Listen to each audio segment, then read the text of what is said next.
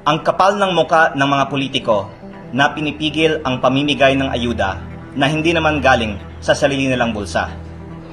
Si President Marcos ay nasa Batangas City ngayon para magbigay ng 200,000 pesos para sa bawat barangay. Pero hindi niya alam, at least 84 barangays ng Batangas ang hindi inimbitahan. Isang kapitan, sinabihan ng presidente ng Liga ng Barangays ng Batangas na hindi sila kasama dahil nagtatampo raw sa kanila si Governor Vilma Santos Recto. Siguro naman hindi ito alam ni President Marcos. Siya ang nasisira dito kasi ang pangako ay galing sa kanya na bawat barangay makikinabang at hindi ito natutupad ngayong araw. Ngayon, naiparating namin ito sa Malacanang at sinabi nila na ihahabol nila ang 200,000 pesos para sa mga barangays na hindi naisama ngayong araw. Ako po ay buong galang na nananawagan, President Marcos, na ibigay ninyo ngayong araw ang 200,000 pesos sa mga barangays na hindi inimbitahan sa bigayan ng 200,000 pesos ngayong araw at imbestigahan ninyo ang pamimigay ng ayuda na pinangungunahan ng inyong Executive Secretary Ralph Recto. Habang hindi naayos ng gobyerno ang pamimigay ng ayuda, isuspindi dapat din ang excise tax at VAT sa langis para hindi na madamay ang ating mga kababayan sa maling sistema ng pamimigay ng ayuda. At dahil tayo po ay nasa Kongreso ngayon, ako po ay nag-file din sa Bills and Index ng isang House Resolution respectfully urging the Office of the President to investigate reports on discrimination and possible corruption in the Bawat Barangay Makikinabang, Bawat Bayan Makikinabang, and other ayuda programs, and to ensure transparent, equitable, and efficient release of funds to local government units. Base po sa karanasan sa aking distrito sa Batangas, kung saan ang mga tricycle drivers at mga magsasaka at mangingisda ay hindi pa nabigyan ng ayuda. Napakabagal po ang tugon ng gobyerno, kaya mas mabuting ibaba na lang ang VAT o excise tax. Pero kung saan nagbibigay naman ang ayuda, ang reklamo naman po ng ibang mga tricycle drivers ay ang haba ng pila, may report nga na may namatay nung isang araw, at ito po ay systemic issue sa lahat ng mga ayuda programs o kahit ibang klaseng mga pork barrel ng ating pamahalaan. Kaya nakikiisa ako din sa ibang mga kasamahan ko sa Kongreso na nagsabi na yung inanunsyong Bawat Bayan Makikinabang program ay isang form din ng pork barrel dahil sa halip na ibigay na lang sa lahat ng mga bayan sa ating bansa sa pamamagitan ng formula tulad ng National Tax Allotment, pinipili sino at magkano ang bibigyan. Kung lahat man ay bibigyan, baka ang iba inuuna at ang iba ay nabibigyan ng mas malaki.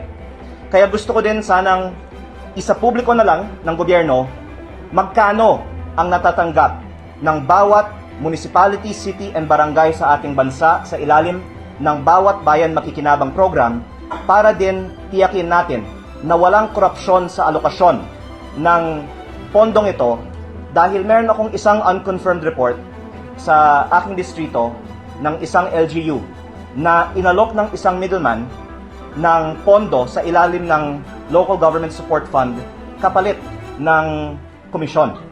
At nung nabanggit ko din ito sa iba, ang tugon naman ng iba ay ganyan talaga ang sistema, talamak daw. Ang bentahan ng pondo kapalit ng komisyon, hindi lang sa DPWH, pati sa bagong pork barrel sa Bawat Bayan Makikinabang. Hindi man pa napatunayan na may korupsyon, ang aking panawagan ay isa publiko.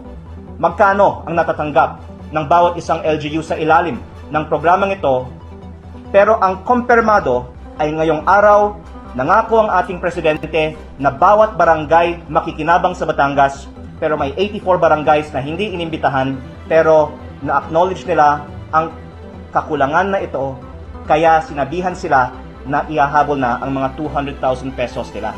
Pero ako po ay narito para sana madaliin nila kasi kawawa naman ang mga barangays na hindi kasama sa bawat barangay makikinabang.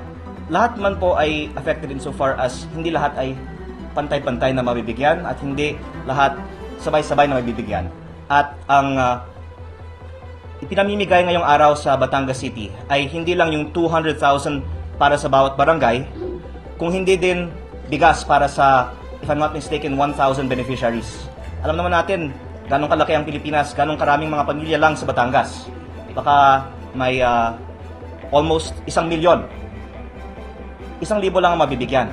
At siguro naman kaya ng mga Pilipino pumunta sa palengke at bumili ng sariling bigas. Ay hindi man kailangan mangolekta ng buwis para ang gobyerno ay pumili ng mga benepisyaryo sa bigayan ng bigas. Kaya sa ating mga hearings dito sa Kongreso, overwhelming ang preference ng mga resource persons para sa kanilang mga sektor. Ibaba na lang ang buwis kaysa magkaroon ng pondo ang gobyerno para magbigay ng ayuda sa iilan. Napakalaking tulong para sa paglabas ng katotohanan kung maglabas pa ng impormasyon si dating Congressman Zaldico, pero malaki din ang may tutulong para sa kaalaman ng lahat kung ipahayag pa ni dating Speaker Romualdez ang nabanggit niya sa kanyang video message nung isang araw na marami pa siyang alam tungkol sa mga problema sa ating gobyerno at siguro hindi na pwedeng set aside dahil ito ay nanggagaling na mismo sa ating dating Speaker of the House na malawak talaga ang korupsyon sa ating gobyerno at dapat natin itong busisihin hindi lang dahil ito ay tungkol sa kaso ng mga individual, kung hindi dahil ito ay tungkol sa pera at napakalaking problema na nakaka-apekto sa buong bayan. Kaya ako po ay nananawagan sa ating mga kasamahan sa Kongreso din na isapubliko ang lahat ng kanilang mga alam at hindi na ito mapapagtakpan dahil si dating speaker na ang nagsalita. Opo, para din madepensa ng Kamara ang sarili niya na hindi sa Kamara ang pinakamalaking korupsyon, kung hindi sa tulad ng nabanggit ni dating Speaker Romualdez sa ehekutibo. Dahil hindi naman ang Kongreso ang gumagawa ng flood control projects ayon sa kanyang video message. At hindi naman ang Kongreso ang gumagawa ng National Expenditure Program. At sa ibang pagkakataon, nais ko pong mas tatalakayin itong bagay. Pero ang focus ko lang po sa ating briefing ngayon ay ang reaksyon sa inefficient at maling sistema ng bigayan ng ayuda sa seremonya na pinangungunahan ng ating presidente ngayong araw. At para sana manawagan kay President Marcos na ibigay ngayong araw na ang 200,000 pesos na ipinangako para sa lahat ng barangays na hindi pa nabigyan para sa mga barangays na hindi inibitahan. Inuulit ko po, sinabi ng isang kapitan sa aking distrito na sinabihan siya ni Batangas Liga ng Barangay President Rocafort na hindi kasama ang kanilang mga barangays ngayong araw dahil sa tampo sa kanila ni Governor Vilma Santos Recto. Ang kapal ng mukha ng mga politiko na pinipigil ang pagbibigay ng ayuda na hindi naman galing sa sarili nilang pera, lalong-lalo na at si President Marcos ang nangako na bawat barangay ang makikinabang at si President Marcos ang nasisira dahil nakikita ng mga Batanggenyo na hindi natutupad ang mga pangako ni President Marcos dahil sa pamumulitika sa bigayan ng ayuda na pinamumunuan ng provincial government ng Batangas at sa programa na pinamumunuan ni Executive Secretary Ralph Recto.